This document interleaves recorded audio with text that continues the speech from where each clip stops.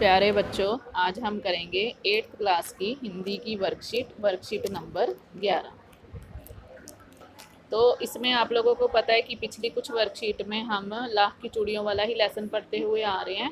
तो आज हम लाख की चूड़ियों का अंतिम भाग पढ़ेंगे। तो वो जब उसके पास गया था, तो बदलू के पास, तो वो बातें कर रहा था। तो फिर उसने जैसे आम के बारे में पूछा, तो उसने अपनी बेटी को अंदर से बुलाया और आम उसको दिए खाने के लिए। तो लेखक ने कहा, नहीं नहीं काका, आम तो इस साल बहुत खाए हैं। वाह वाह, बिना आम खिलाए कैसे जाने दूंगा तुमको। मैं चुप हो गया। मुझे वे दिन याद हो आए जब वह मेरे लिए मलाई बचा कर रखता था।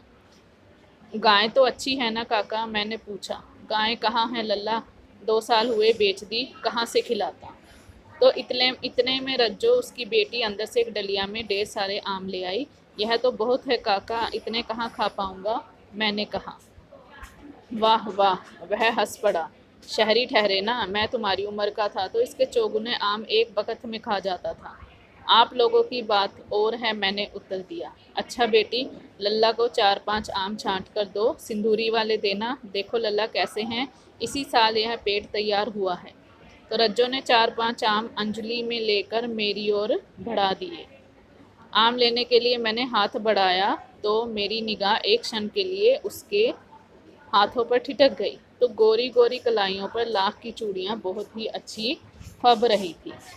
बदलू ने मेरी दृष्टि देख ली और बोल पड़ा, यही आखिरी जोड़ा बनाया था जमींदार साहब की बेटी के विवाह पर। 10 आने पैसे मुझे दे रहे थे तो मैंने जोड़ा नहीं दिया। कहा शहर से ले आओ। मैंने आम लिए और खाकर थोड़ी देर बाद चला गया। मुझे खुशी हुई कि बदलू ने हार कर भी हार नहीं मानी थी। उसका व्यक्तित्व कांच की चूड़ियों जैसा ना था कि आसानी से टूट जाए। तो अब इसी से संबंधित नीचे क्वेश्चन दिए गए हैं। लेखक के बचपन में बदलू लेखक के लिए क्या बचा कर रखता था? तो क्या बचा कर रखता था? मलाई। बदलू ने लेखक को खाने के लिए क्या दिया था? आम। बदलू ने लाख की चूड़ियों का अंतिम जोड़ा किसके लिए बनाया था? जमींदार की बेटी के लिए। बदलू को गाय क्यों बेचनी पड़ी? क्योंकि उसका काम इतना नहीं चल रहा था, तो इसलिए उसने गाय को वो कहाँ से खिलाता, इसलिए बदलू को गाय बेचनी पड़ी। लेखक ने बदलू के लिए ऐसा क्यों कहा कि उसका व्यक्तित्व कांच की चूड़ियों जैसा ना था? मतलब ये है कि भी जो लेखक है, लेखक ने बदलू का व्यक्तित्व कांच की चूड़ियों जैसा ना था, इसलिए बोला कि भी लेखक ने बदलू ने हार कर भी हार नहीं मानी थी, इसलिए उसका व्यक्तित्व कांच की चूड़ियों जैसा ना था कि आसानी से टूट जाए। तो आप लोगों ने भी बेटा आम बहुत पसंद किए होंगे। कई तरह के आम आते हैं, लंगड़ा आम, दशहरी आम, देसी, सफ़ेदा।